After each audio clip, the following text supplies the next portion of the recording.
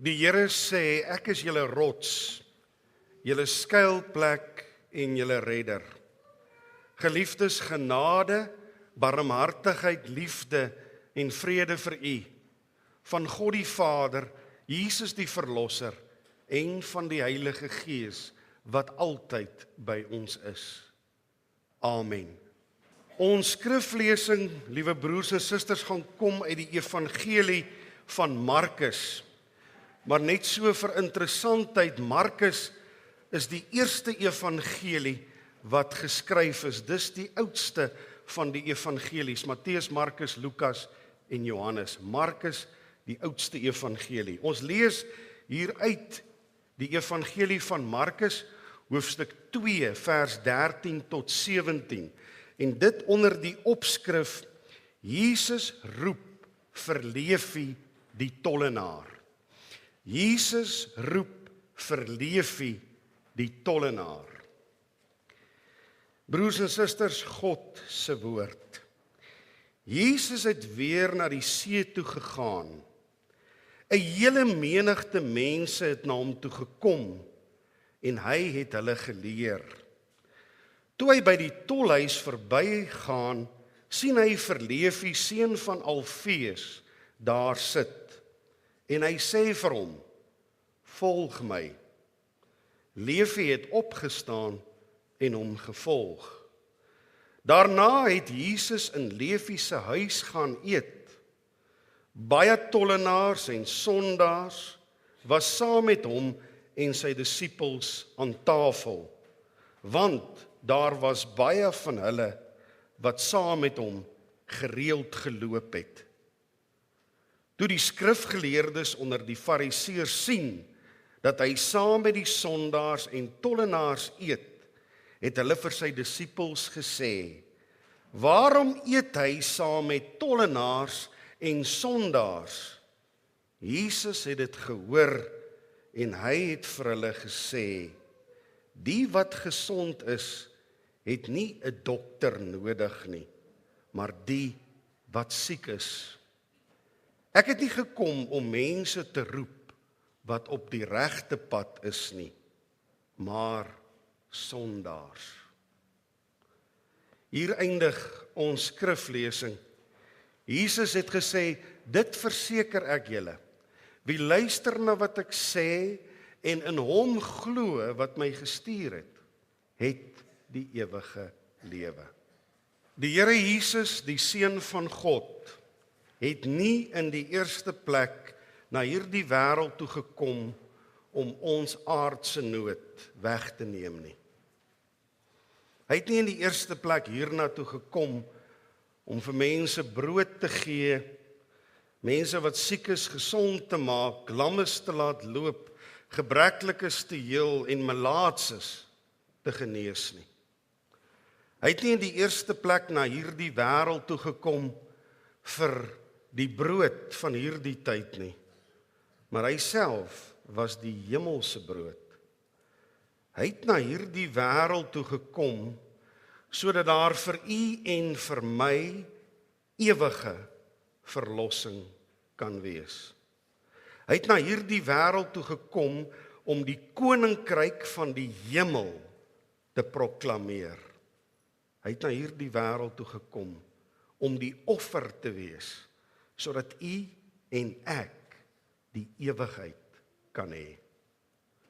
Maar dan storm die mense op hom af, want ons is maar geneig om met wêreldse oë na alles te kyk, in die hinkering om hulle aardse nood te verander. En dan in sy barmhartigheid deel hy brood uit, maak hy mense gesond. En dan interessant, as 'n mens die evangelies mooi lees, vlug hy weg van die mense af. Gaan hy na die berge toe, gaan hy na die woestyn toe, gaan hy na die see toe, om hierdie wanpersepsie wat mense oor die Messias Jesus Christus het, sy te stap. En so dit ook in ons geleesde gedeelte net daarvoor gebeur.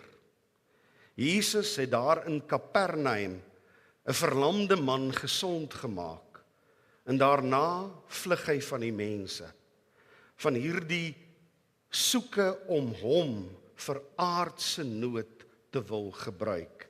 Hy vlug weg. Jesus het op 'n keer, om dit ook eers net te sê, in 'n dorp gekom waar die mense vir hom gevra het om wonders te doen, en hy het geweier. Hy het geweier om 'n wonderwerk te doen, want hulle het sy roeping verkeerd verstaan. Hy het nie gekom vir die dinge van hierdie wêreld nie, maar hy het gekom vir die dinge van die ewigheid. En dan as hy daar in Kapernaum daar die verlamde man gesond gemaak het, gee hy pad en gaan hy na die see toe. En lees ons daar by die see kom 'n groot menigte mense op hom af. En Jesus leer hulle en hy onderrig hulle. Hy roep hulle. Hy doen wat hy gestuur is om te doen. Mense vanuit hierdie wêreldse te roep om die ewige te kan beerwe. Daar leer hy hulle en roep hy hulle. En net as hy dan daar weggaan, kom hy naby Kapernaum, wat 'n groot handelsroete byeenkomspunt was van verskillende paaie.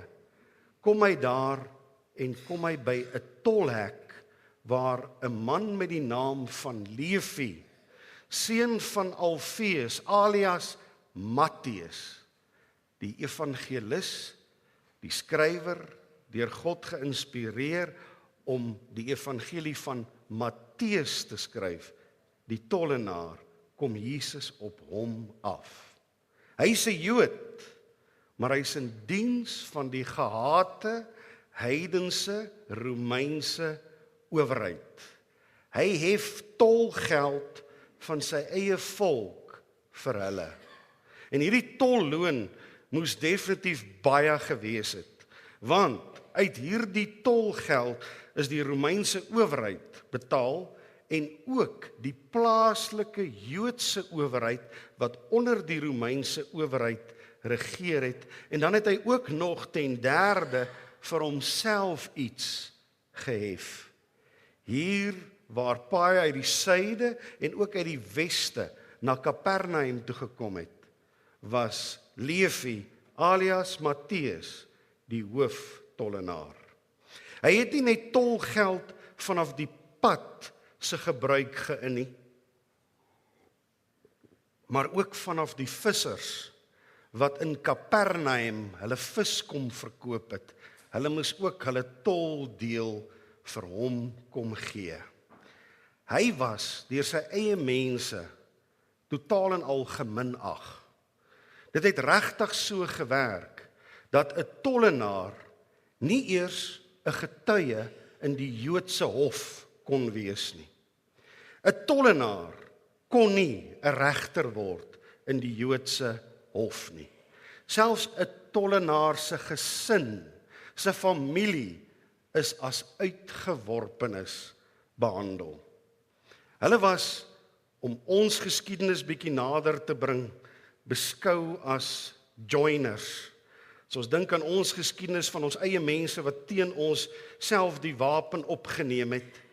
So het die Jode, en dalk nog met meer veragting, na 'n tollenaar gekyk, 'n joiner. Die tollenaars was in die klas van die sondaars. En dis nie maar net iemand wat so af en toe dalk die wet sou oortree nie. Nee, hierdie was 'n klas wat verwerp is. 'n Tollenaar is nie in die tempel toegelaat nie. 'n Tollenaar het nie 'n tiende gegee nie. 'n Tollenaar het nie die reinigingswette en seremonies deurgegaan om aan die tafel te kan aansit, om saam met die reines aan daardie ete te kan deelneem. Nee, die tollenaars was uitgeworpenes, verstotenes, verlorenes, en hulle het dit geweet. Elke dag is dit vir hulle duidelik gemaak. Hulle is eenkant toe gestoot. Gemarginaliseerders op die rand. Niemand wou met hulle iets te doen hê nie. En dan hierdie verbasing. Jesus stop by Levi, by die hooftollenaar, die slegste van sleg. En Jesus roep hom. Hoe vreemd, hoe ongelooflik. Jesus roep hierdie uitgeworpene, hierdie verstotene, om hom te volg. En dan is daar in die roep van Jesus, die Seun van God, soveel gesag, dat ons dadelik sien, hierdie hooftollenaar reageer. Hy staan op en hy volg vir Jesus. Hy staan op, want die stem van Jesus is die stem van God, wat hom roep, en die mens wat werklik geroep is, kan nie anders as om op te staan en hom te volg nie. Die geleerdes praat van, dis 'n bevel, dis 'n imperatief, wat ek en jy nie kan keer nie. As God jou gekies het, dan staan jy op, en jy volg hom. En sien ons, dat Levi vir Jesus volg, na 'n gemeenskap van gaste, na 'n spesiale ete, na 'n disipelkring rondom Jesus, na die kerk van alle eeue, na die ewige koninkryk van die hemele. En kom hulle saam, Jesus en sy disippels, en Levi en al sy vriende, in Levi se huis. Kom hulle daar by mekaar, by 'n feesmaal. Staan nie net Jesus en sy disippels daar nie, en sit nie net hulle aan nie, maar ook 'n klomp tollenaars en sondaars is deel van Levi se fees. En dis presies dit wat deur die godsdienstige Jode verbied is, om saam met die onreines aan die tafel te wees, om saam met die sondaars en die tollenaars aan 'n tafel te wees en om saam met hulle te eet. Die Jode het 'n boekie, die Mishnah, die skrifgeleerdes se interpretasie van die Torah, die wet. In hierdie Mishnah staan daar, jy mag nie 'n gas by hulle wees nie. En jy mag nie 'n gasheer van die skuim van die aarde wees nie. En dan is dit juis die heenwysing na hierdie verworpenis, hierdie uitgestotenis. Maar Jesus is daar saam met hulle. En dan gebeur daar interessant, broers en susters, in ons geleesde gedeelte, in hierdie gebeure iets baie interessant. Want Levi, wat die gasheer by hierdie geleentheid veronderstel is om te wees, word vervang deur 'n ander gasheer, naamlik die rabbi van Nasaret, Jesus Christus, die een wat na hierdie huis toe gekom het om aan Levi se tafel aan te sit, word die gasheer van sy eie disipelkring en van 'n groter kring van tollenaars en sondaars. En toe dit deur die fariseërs en die skrifgeleerdes opgemerk word, is hulle kwaad. Maar tog is dit so mooi as 'n mens dit raaklees daar in vers 15, waar die klem geplaas word op Jesus wat hulle ontvang. Daar staan, baie sondaars en tollenaars was saam met Jesus en sy disippels aan tafel. Hy word die een wat die gasheer is. Hy begin byna 'n revolusie, dis onaanvaarbaar, en vra die skrifgeleerdes vir sy disippels, waarom eet hy saam met sondaars en tollenaars? Dis mos teen die wet. Weet hy nie, jy kan nie hierdie klasse meng nie. Jy moet hierdie klasse van mekaar skei. Besef hy dit nie? Hy verontreinig homself dan. Hulle vertel van hom, hy's 'n vraat, hy's 'n wynsuiper, hy's 'n vriend van die sondaars, van die prostituie en van die tollenaars. En dan antwoord Jesus hulle, want hy hoor hoe hierdie skrifgeleerdes dit vir sy disippels vra. Hy antwoord hulle en hy sê, die wat gesond is, het mos nie 'n dokter nodig nie, maar wel die wat siek is. Genade op genade. Jesus is eintlik so besig om die fariseërs se skynheiligheid te ontbloot. Hy gee vir hulle 'n antwoord met 'n uitdrukking wat in hulle omgangstaal goed bekend is. Die uitdrukking genaamd, die wat gesond is, het nie 'n dokter nodig nie, maar wel die wat siek is. Hulle het die uitdrukking geken, ons lees dit ook in ander geskrifte in die tyd van die Nuwe Testament in die Grieks. Maar eintlik is hy besig om hulle te ontbloot vir hulle skynheiligheid. Want hy sê, siekes en gesondes, as julle hulle onderskei, dan sê julle mos, hulle as die siekes beteken, julle is dan die gesondes. Maar hy weet dat hulle skynheiligheid boekdele spreek. Dat hulle self die prominentes maak. Dat hulle hande opsteek in die kerk en sê, dankie dat ek nog nie so sondig is soos daai een nie. Jesus noem hulle wit gepleisterde grafte. Baie mooi van buite, maar hier binne is daar 'n klomp vrot doodsbeendere. En dan, broers en susters, gebeur daar in hierdie vertelling nie ooglopend nie, maar wel tussen die lyne nog 'n groter saak. Jesus, die rabbi, die leermeester, wat saam met sy disippels hier die gasheer geword het, word nou voor almal se oë die Messias, die seun van die mens, die seun van God, wat die bediening van vergifnis toepas. Die een wat maak dat hierdie eetmaal reeds verander in 'n feestelike, ewige koninkryksete. Op grond van die feit dat hy sondes kan vergewe. Ons doel in hierdie wêreld, broers en susters, is nie om uiteindelik hier die groot suksesse van die leertjies van die aardse dinge te klim nie, maar om met ons Here uiteindelik vrede te hê. Om gered te wees van die ewige dood, gered te wees van die ewige skuld. Jesus Christus het dit vir ons kom doen. Anders as wat die fariseërs geglo het, lê ons regverdigheid nie in onsself nie, maar in Jesus, in hom.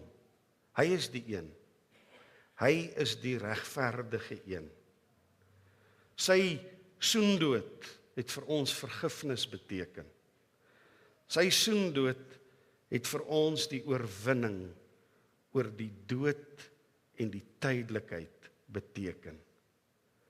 As hy daar die gasheer word, sien hulle hom nog steeds as 'n rabbi.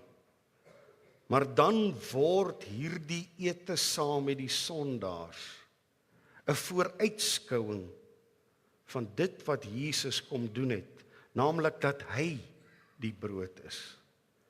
Dat hy die een is wat ek en jy moet kry. Dat hy die een is wat saak maak. Want in daardie brood, die brood van die ewige lewe, lê die ewigheid. En daarom is dit so belangrik dat die brood uitgedeel moet word.